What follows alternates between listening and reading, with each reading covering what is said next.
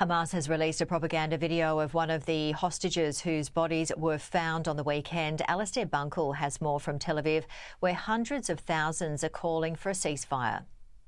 The crowds are much smaller than we've seen in previous evenings, but last night it started small but grew very quickly, and they came here to listen to what Benjamin Netanyahu had to say when he addressed the nation. They didn't like what they heard. They felt that any chance of a hostage deal seemed to vanish with the Prime Minister's uncompromising words. But they're determined to keep the pressure on. They are not relenting in their protests against the government, and they are hoping that the government is watching and governments around the world are watching. And one of the other hostages who was killed alongside Carmel Gat was Eden Yorusalami. And Hamas last night released a video of her speaking. She said in the video that she blamed the Israeli government for not doing a hostage deal, and she pleaded for them to do a deal with Hamas. Now, we don't show these videos. They are filmed clearly under duress. She had been held by Hamas for almost 11 months. So it is hard to verify whether she is being genuine in what she's saying, because she is obviously recording a video with her captors present. But her family have authorized the release to the media of a short clip. Here it is. המשפחה היקרה שלי שאני כל כך אוהבת ואני מתגעגעת אליכם, אמא, אבא, שני, מאי, אני אוהבת אתכם כל כך ואני מתגעגעת אליכם.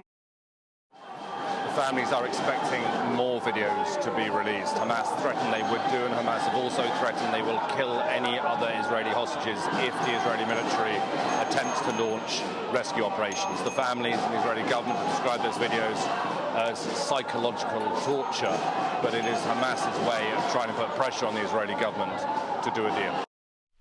Well, joining me live is Middle East expert on Lebanon and Hezbollah and senior fellow at the Foundation for Defence of Democracies, David Daoud. David, thank you so much for joining us. We just saw that story there about the released video from Hamas. What more can you tell us?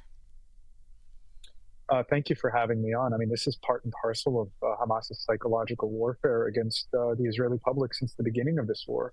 I would say this is why they insisted on taking hostages during the October 7th attack. So that way they could not only hold the hostages themselves captive, but they could hold the entire Israeli military and political decision-making captive by using this psychological warfare. We can't obviously take what Eden Yerushalmi said at face value. She was a hostage. These were statements made under duress, but it is meant to bring a premature ceasefire into effect, to force the Israeli government into a premature ceasefire that will allow Hamas to survive. And that's obviously the organization's objective. And tell us, in your opinion, the impact on the Israelis staging the largest protests against the government since the war began in Gaza on October 7th.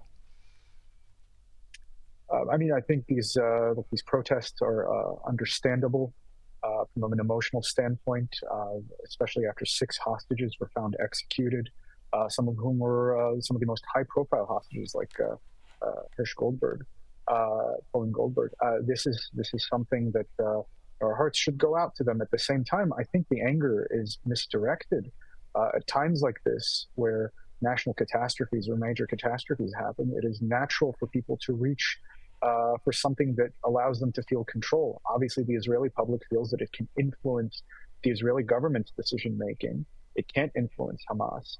But this, at the end of the day, is illusory, because the final say rests with Hamas. And what Hamas is trying to do is to force the Israeli government into a position where it will accept conditions that will allow Hamas not only to survive, and this is the whole sticking point on the Philadelphia corridor, but to regain power in Gaza, to rebuild, and to, as many of their leaders have said, Ghazi Hamad said earlier even this year, to prepare and to eventually execute multiple October 7th attacks against Israel. So this is an untenable situation. I understand the pain of the people in the streets, but I think it's misdirected. And what can you tell us? We've seen in recent weeks, just to name a few, the preemptive strikes on Lebanon from Israel, the bit of tit for tat, many people would say. What has been the latest in that situation? So we've had a war of attrition in the north since October 8th, when Hezbollah began attacking Israel in support of Hamas and other Palestinian militant groups The objective there was to basically bog down Israel on two fronts. So, and I'm quoting Hezbollah's Secretary General Hassan Nasrallah, so that Hamas and the Palestinian resistance would emerge victorious. This has been ongoing as of July 27th. Hezbollah, an errant rocket that they fired, landed in Majd al-Shams and killed 12 Israeli children. The Israelis responded shortly thereafter by killing Hezbollah's commander-in-chief, Fuad Shukr, in Beirut. And that kind of put the region on edge, awaiting Hezbollah's retaliation, which eventually came on August 25th. And the Israelis launched a preemptive strike to blunt most of that retaliation. Now, I think Hezbollah was walking a fine line, as it has been throughout this conflict, of supporting its partners in Gaza, but at the same time not allowing matters to escalate into a full war. The Israelis blunting that attack allowed things to remain contained. And now we've returned to the tit for tat that has existed since October 8th, where we'll see daily attacks by Hezbollah and Israeli strikes in Lebanon, meant in part to foil some of these attacks, meant to deter future ones, or meant to damage Hezbollah infrastructure. Could this escalate into a war? I don't think either side wants that, but the longer this goes on, the longer the chance of miscalculation and error, or the more chance there is for miscalculation and error.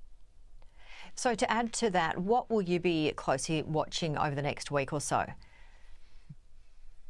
I will watch ceasefire negotiations to see where they're going, because, again, I'll go back to Hezbollah here. Secretary General Hassan Nasrallah said, I believe in July, that Hamas is not just negotiating on behalf of itself, it's negotiating on behalf of the entire resistance axis. Hezbollah's position, broader resistance axis's position, has been if there is a ceasefire in Gaza, then they will also cease fire. Now, this doesn't